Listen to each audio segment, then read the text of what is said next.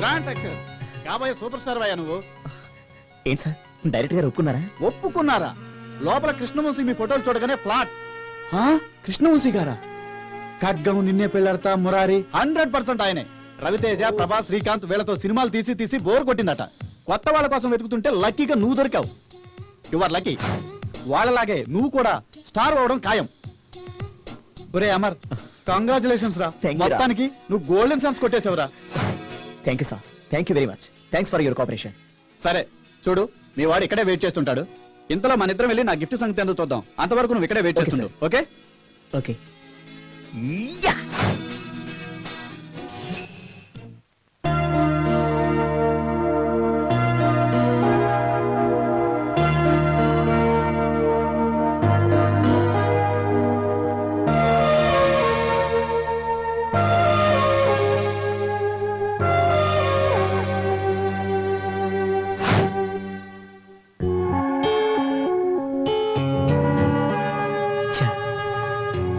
మరో చక్రపాణి చేతిలో నేను బలైపోయాను.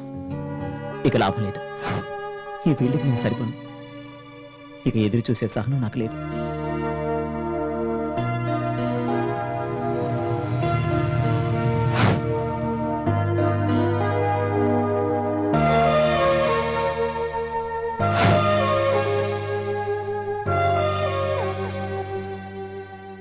చెప్పమ్మా, నేను వచ్చేంత వరకు మీరెక్కడికి వెళ్ళడానికి వీల్లేదు. నేను 10 నిమిషాల్లో వస్తున్నాను. నేను వచ్చిన తర్వాత అన్ని విషయాలు మాట్లాడుకుందాం. అయితే మీరిప్పుడు వెళ్ళిపోవాలని డిసైడ్ అయ్యారా?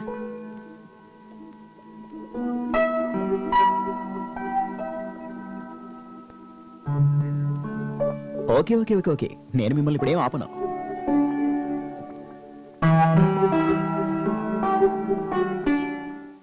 మీరు హ్యాపీగా మీ ఇళ్ళకి వెళ్ళిపోవచ్చు. ఎందుకంటే నేను ఇప్పుడు ఆపినా మీరు ఆగరు.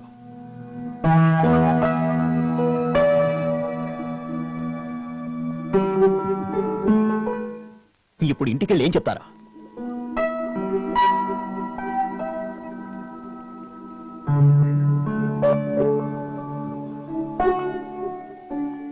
ఇంటి దగ్గర ఏదో సాధిస్తామని చెప్పొచ్చారుగా, అసలు ఇంటికి ఎందుకు వెళ్ళాలనుకుంటున్నారు?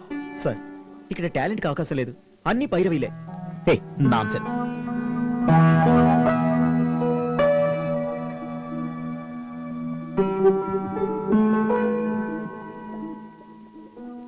ఈ కాకమ్మ కబుర్లు నా దగ్గర చెప్పకండి. అసలు మీరు చేయాల్సింది ఏంటంటే,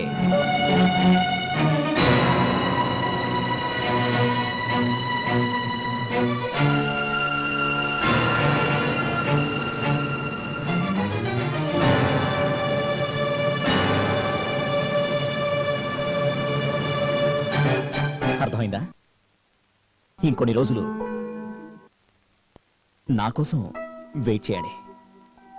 అది కూడా జస్ట్ జనవరి 1 వరకు. ఓకే?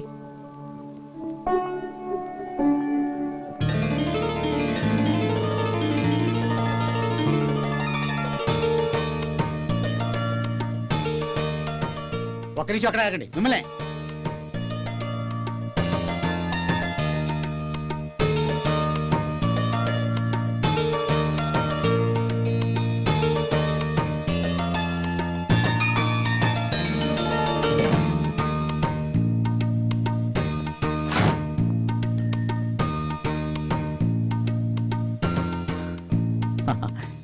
ఎరా, నీ బొకే ఎక్కడ? వెనక లారీలో వస్తుందిరా. ఓ సార్, మీరు మాకు ఈ అవకాశం ఇచ్చి కోఆపరేట్ చేసినందుకు జీవితాంతం మేము మీకు రుణపడి ఉంటాం సార్.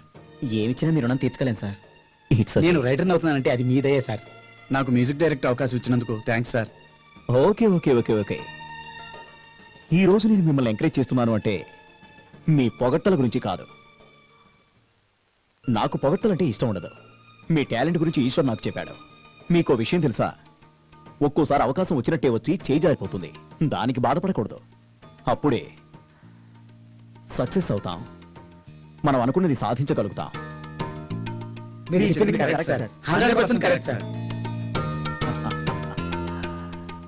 అసలు నేను మీకు అవకాశాలు ఇస్తున్నానంటే దానికి కారణం ఈశ్వర్ మాట మీద నాకున్న నమ్మకం. ఈశ్వరే మీ పరిచయానికి కారణం. అవకాశం అనేది రానప్పుడు ఎంత టాలెంట్ ఉన్నా వృధాయే. మీకు విషయం తెలుసా, మిమ్మల్ని ఎంకరేజ్ చేయడం కోసం నేనే ప్రొడ్యూస్ చేస్తున్నాను. నిజంగానా? అవును, నాకు చెప్పలేదేమరా? ఇప్పుడు చెప్పాను కదరా. ఆ రోజుల్లో నన్ను ప్రొడ్యూసర్ ఎంకరేజ్ చేశాడు కాబట్టి ఈ రోజు నేను ఈ స్టేజ్లో ఉన్నాను. కాబట్టి ప్రొడ్యూసర్గా సినిమా తీస్తున్న నన్ను మీ స్టేజ్కి మాత్రం తీసుకురాకండి.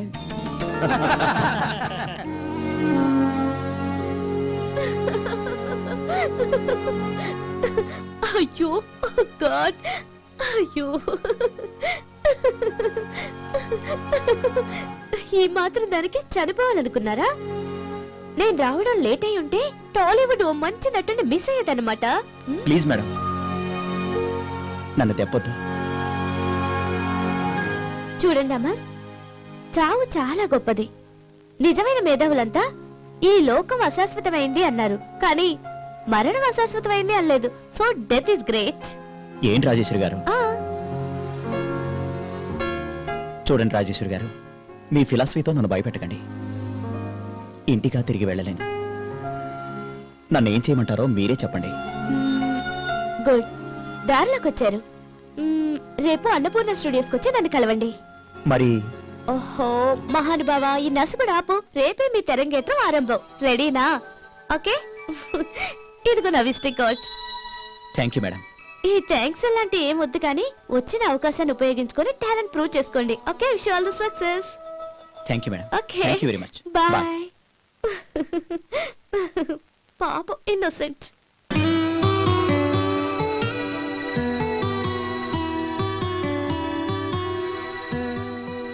పోలేరు ఏమే పోలేరు? ఏటే అట్ట దిగులుగా కూకుంటే ఎట్టాగే? లే, నా బిడ్డ పోయి ఎన్ని రోజులైంది?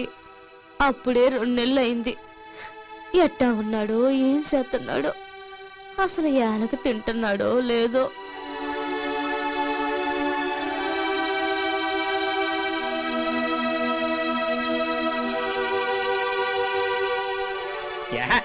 ఏటే నీ గోల?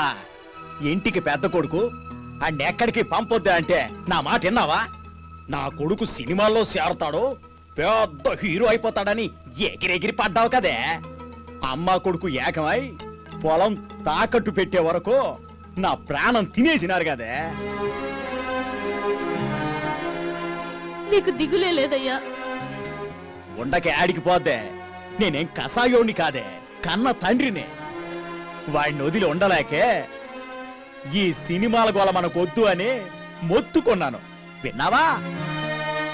కొడుకు తెచ్చి పెడితే కూకొని తిందాం అనుకున్నావు. అవునే అవును, కొడుకు సంపాదిస్తే తిని తొంగుందాం అనుకున్నాను. ఏమే పోలేరు, ఒక మాట చెప్పవే. నేను పడ్డ కష్టం నా కొడుకులు పడకూడదని రెక్కలు మొక్కలు చేసుకుని కట్టపడి చదివిస్తే తీరా చదువు అయ్యాక అలేడి చేసినారే. నేను పడ్డ కష్టమంతా వాళ్ళిద్దరూ పడకూడదనే కదే. వాళ్ళిద్దరి గురించి రెక్కలు ముక్కలు చేసుకుని సంపాదించినానే. తీరా వాళ్ళిద్దరూ మన మాట కాదని ఏడు చేసినారు చూడే. ఆడు ఉద్యోగం చేయకుండా సినిమాల్లో చేరతానని పట్నం వెళ్ళిపోతే మన బతుకు ఏం కావాలే? ఆపవయ్యా. నా ప్యానాలు తీసినారు కదే. అనవయ్యా అను. నీ దెప్పులు పట్టానికి ఇంకా బతికే ఉన్నా నేను. కొడుకెళ్ళి 2 నెలలైంది. ఆడేమయ్యాడు అన్న దిగులు లేదు నీకు. ఉండక ఏడికి పోద్దే. చెప్పావులే, వాళ్ళన్నా మాట ఎన్నిచ్చినావా? ఏందయ్యా ఎన్నిచ్చేది? నీ మాట కాదని ఏం చేశారని? వాళ్ళేమన్నా చిన్నపిల్లలు అనుకుంటున్నావా? వాళ్ళకేం కావాలో వాళ్ళకి తెలీదా? నువ్వు ఊరుకోవయ్యా. మన బతుకులు ఏం కావాలే? పోవయ్యా, వదిలేస్తే చాలు సీమ టమాకాయలా ఎగిరెగిరి పడతావు. చిన్నాడు వచ్చే టైం అయింది.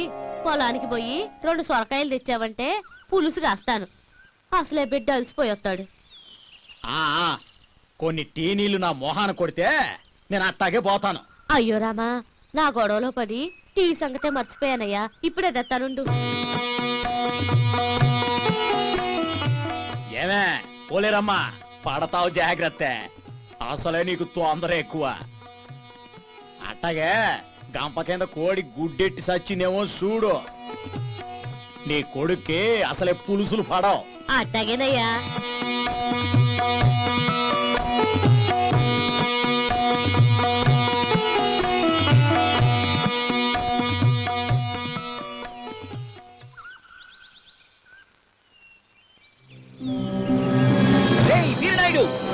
రేయ్ వచ్చినాడ్రా పేదోళ్ళ దేవుడు.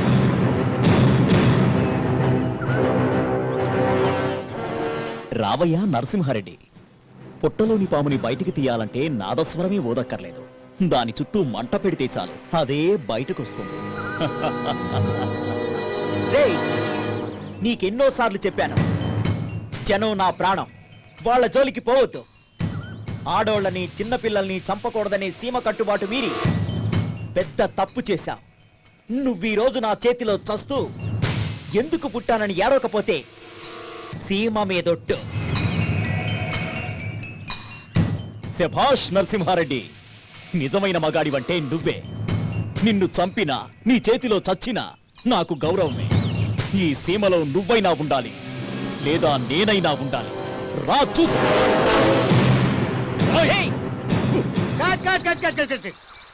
సాయిబయ్య విజయభయ్య చించేశారు. మీ ఎమోషన్ చూస్తుంటే నాకే రోమాలు నిక్కబుచ్చుకుంటున్నాయి. రేపు ఏపీలో చూస్తే థియేటర్లో అందరూ క్లాప్స్ కొడతారు భయ్యా. థ్యాంక్ యూ భయ్యా. Okay okay location shape.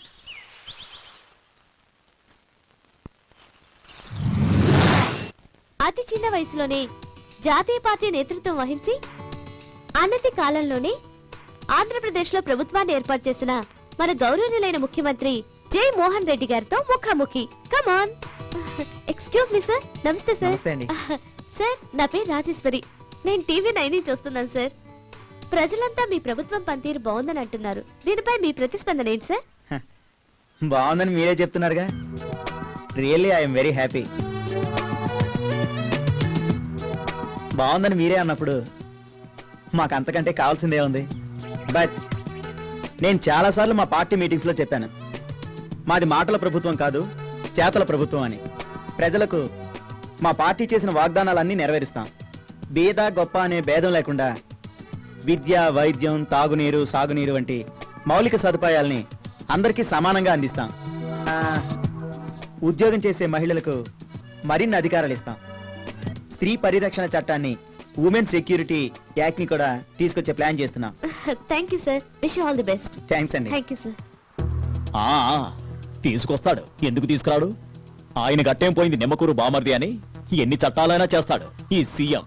మరో 5 ఏళ్లు అధికారంలో ఉంటే అర్ధరాత్రి ఆడాళ్లే కాదు మగాళ్లు కూడా ఒంటరిగా తిరగడానికి భయపడతారు. అదే మా ప్రభుత్వం అధికారంలోకి వస్తే భార్యాబాధితులైన భర్తలకి పునరావాసం కల్పిస్తాం, ప్రజలందరికీ సేవలు చేస్తాం. ఏమయ్యా డైరెక్టర్, కట్ చెప్పవా? Super sir super.